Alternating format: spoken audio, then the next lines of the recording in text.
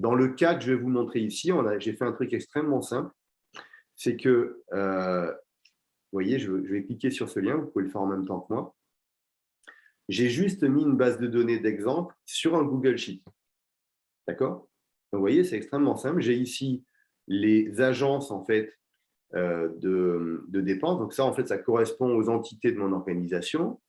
Là, ça correspond à mon code fournisseur dans mon ERP, le nom de mon fournisseur dans mon ERP, les dépenses totales. Alors, je n'ai pas fait de dépenses commande par commande pour simplifier aussi. Là, j'ai fait uniquement les dépenses totales annuelles. J'ai déjà pré-catégorisé ces fournisseurs, pareil, pour gagner du temps. Donc là, j'ai mis, par exemple, total, je l'ai mis dans la catégorie industrie et dans la sous-catégorie énergie. Et je vous ai même rajouté directement le Pareto. Le Pareto, ça veut dire que Total représente 4% de ma dépense globale, d'accord? Ensuite, les 7%, c'est que les deux premiers fournisseurs représentent 7%, etc., etc. Jusqu'à arriver à 100% à la fin. Une fois que vous avez ça, donc ça, vous n'allez pas trop l'utiliser, ce fichier Excel, en vrai. Moi, ce que je veux, c'est que vous utilisiez surtout le Google Data Studio. Donc, vous ouvrez votre Data. Alors, il faut que vous soyez connecté sur votre compte Gmail pour que ça fonctionne, d'accord? Une fois que vous êtes sur votre Google Data Studio, normalement, vous avez cette vision. Et vous allez créer sur rapport vide. Vous cliquez sur le plus. Hop, voilà. Et là, il va vous demander en fait de brancher votre base de données. Alors, ce qui est intéressant, vous voyez, c'est que vous pouvez choisir pas mal de bases de données au final. Donc ça, c'est intéressant parce que ça vous permet de dire, voilà, moi, alors dans le cas qu'on va faire, nous, on va le connecter à un Google Sheet, c'est le plus simple. Mais pour vous, si vous le souhaitez, si vous utilisez d'autres infos, vous avez vu, vous pouvez le connecter à d'autres bases de données.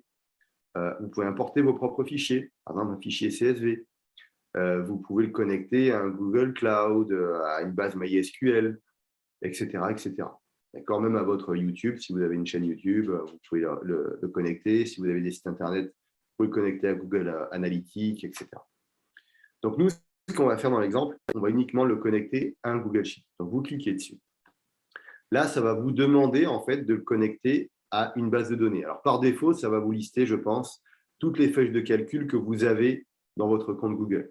Là, ce que je vous invite à faire, c'est de cliquer sur URL à gauche, de copier l'URL que je vous mets dans l'exemple ici, CTRL-C. Vous collez cette URL à ce niveau-là. Là, automatiquement, il va récupérer l'information avec le nom de l'onglet ou des onglets, le cas échéant, de ce fichier. Vous cliquez sur « Ajouter ». Et là, vous êtes prêt pour démarrer votre analyse. Vous voyez, ajouter au rapport, OK. Ça va vous charger votre rapport. Et donc là, sur Google Data Studio, ce qui est intéressant, c'est que vous pouvez d'abord brancher plusieurs bases de données, le cas échéant. Là, on en a branché qu'une, qui était la base de données de sport extrême, qui est le cas que vous allez lire tout à l'heure. Et vous avez ici, vous voyez, toutes les colonnes que j'ai dans mon Google Sheet. Et à partir de là, vous allez pouvoir créer plusieurs représentations graphiques. Vous voyez, si vous cliquez sur « Ajouter un graphique », c'est un peu comme sur Excel. Vous allez pouvoir ajouter des tableaux, des indicateurs, des séries temporelles, des diagrammes en barre, des diagrammes camembert, etc. Alors, nous, on ne va pas utiliser tout, puisque la base de données, je l'ai faite la plus simple possible. Ce que j'attends de votre part, en fait, je reviens ici, c'est que vous puissiez répondre à ces 5 questions en me faisant une représentation graphique. C'est-à-dire que j'aimerais que sur le reporting, vous puissiez me montrer le montant global et ensuite pour chaque filiale. D'accord? Donc, le montant, vous l'avez à chaque fois ici. Là, vous voyez, par exemple, on a le montant annuel, il est là, annual spend. D'accord? Donc là, par exemple, je vais enlever ça pour partir de 0. Je vais vous en créer un. Je vais en créer un simple au départ. On va faire, par exemple, un diagramme, un graphique en barre, vertical, horizontal, pardon. Là, automatiquement, vous voyez, il m'a déjà mis des premières infos. Il m'a mis ici, on voit ici, le nom de la société. Donc là, ça me va bien. Ça correspond à ce que j'ai mis ici pour chaque filiale. Ensuite, par contre, ici, il m'a mis le nombre de lignes. Ça ne m'intéresse pas. Moi, ce que je veux, c'est la dépense annuelle. Donc, je vais sélectionner ici dépense annuelle. Je clique dessus et je vais le mettre à la place de l'information qu'il y a là.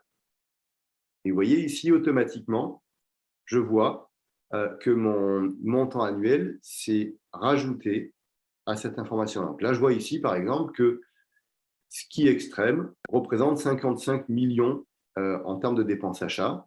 Tennis représente 28 millions. Textile représente 16 millions.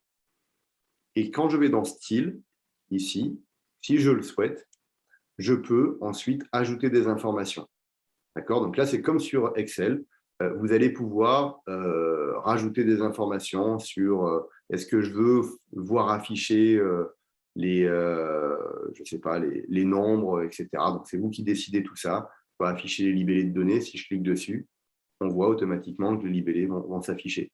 Est-ce que je veux compresser les nombres parce que je veux directement que ce soit 55 millions plutôt que d'avoir des chaînes de caractères super importantes? Je le montre aussi. OK?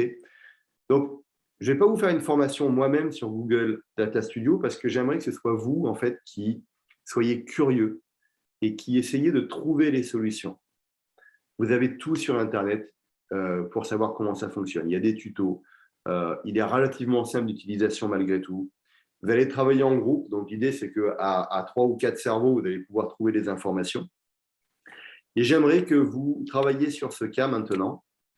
Donc, me faire une présentation du montant total des achats, le montant par filiale, la répartition au global et par filiale en valeur et en pourcentage des dépenses. Donc là, en gros, c'est que vous montrez ça, mais je veux le montant et le pourcentage. D'accord? De dire, par exemple, que ça représente 55% du montant total. Ensuite, j'aimerais que vous me présentiez les principales sous-catégories d'achat qui méritent une attention particulière. Donc, une sous-catégorie d'achat, vous voyez, on a les segments ici et on a les catégories d'achat. Si je fais glisser ma catégorie d'achat ici, automatiquement, vous voyez ici, je vais retrouver mes informations sur ma catégorie d'achat. OK?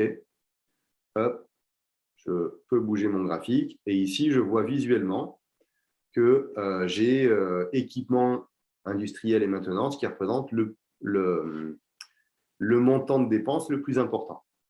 Et ainsi de suite. Et visuellement, vous avez vu en quelques secondes, j'ai une idée assez précise de mon périmètre achat.